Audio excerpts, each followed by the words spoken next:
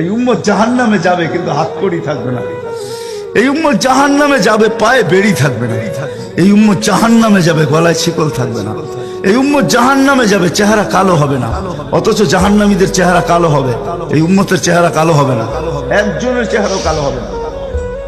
ফেরেশতা জিজ্ঞেস করবে, আল্লাহ চেহারা তো ঝকঝকে, গলায় নাই শিকল, পায়ে নাই বেড়ি, হাতে নাই হাতকড়ি, এটা আবার কি পাঠায় দিলেন? আল্লাহ জবাব দিবে, আমার বন্ধুর উম্মত, খবরদার।